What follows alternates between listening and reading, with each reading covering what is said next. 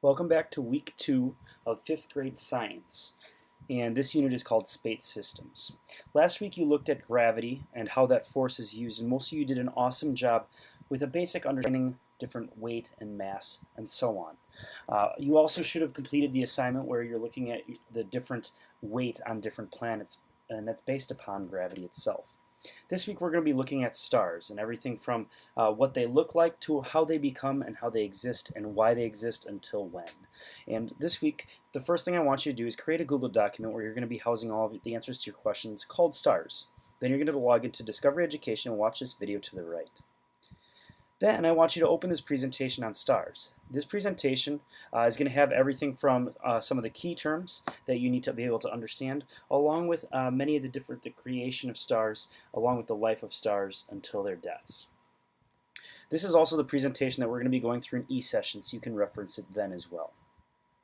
As you go through the presentation, answer the following questions on your stars document. Describe how stars are born. What are the 3 different deaths of stars?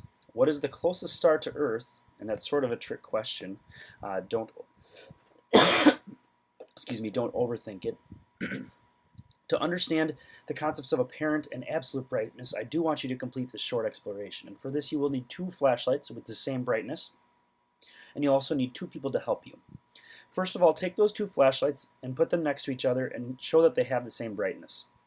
Then have one of your family members or friends who's helping you hold a flashlight about 5 feet from you in the dark, and the other family member go much further, and I use the distance of 25 feet, but it can be the opposite end of the room from you in the dark at the same time. And I want you to look at the flashlights.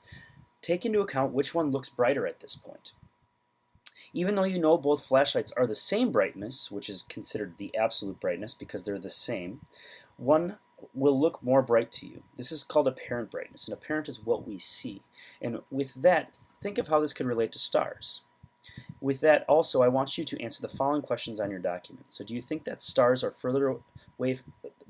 further away than the sun have less absolute brightness than the sun? And do you think that the sun is actually brighter than every other star?